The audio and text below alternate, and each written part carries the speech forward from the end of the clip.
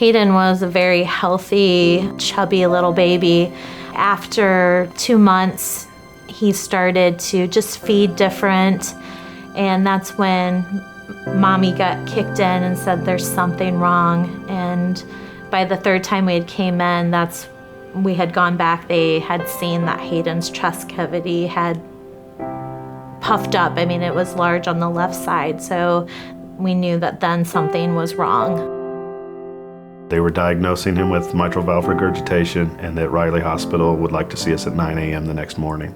Knowing that you have less than maybe 12 hours before going to Riley, you don't know. Gosh, I get emotional now.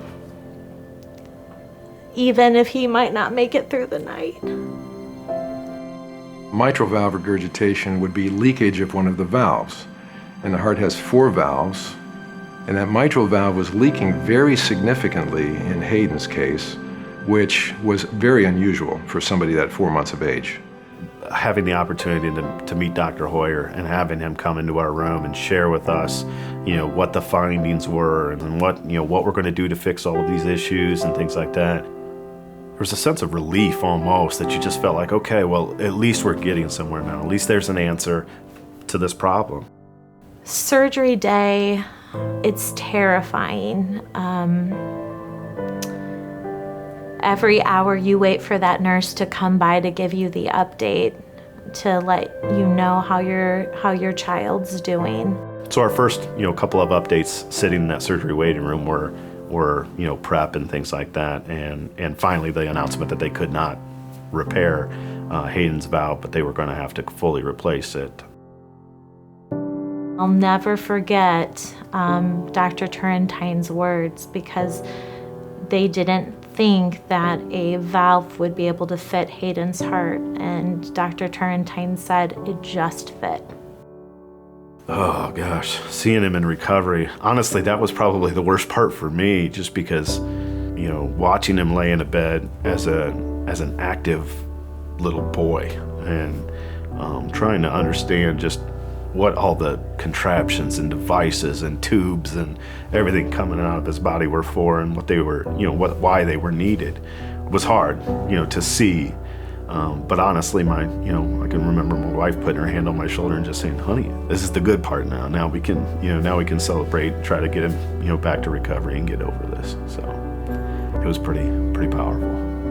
It was hard. It was definitely emotionally, physically, mentally draining. But Riley was so good about explaining what was going on and what, the procedures were going to be and what they were going to do. And so that made it all, a little bit more bearable. Truly, it's the love and the caring staff that make you feel at home, that put you at ease, that make you get through another day.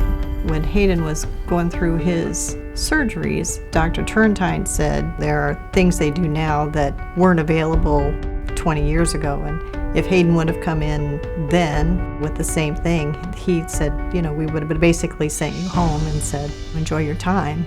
So I think, monetary-wise, we just wanted, another family to be as fortunate as we are, yeah. With the outcome. And that all happens as a result of certainly research and the effort that goes into doing things that they've not done before. So, it's really meaningful to be part of that. Yeah, because obviously someone gave money before we gave money, so they could do research to help Hayden. So we just wanted to kind of pay it forward. Our research efforts have largely been developed as a response to generous donations. And one of the things that we have an opportunity to get involved with right now is a company who's developing the smallest mitral valve that's on the market. And so for children that are 3, 4, 5 months old, this gives us another valve that we can use to provide valve replacements. We can't do those things without the help of the foundation and some of the donations that are made by a variety of people. So it really becomes an essential part of how we kind of carry on our mission. For everyone who has donated to Riley, and cardiac research. I'm forever grateful because I know years ago, maybe Hayden wouldn't be with us today. The donors that are giving to Riley believe in the message that hope happens here, but I think they understand more that the hope that they provide produces miracles. And that really helps heal not only the children that are there, but the families that are there too. And I'm so thankful to those people.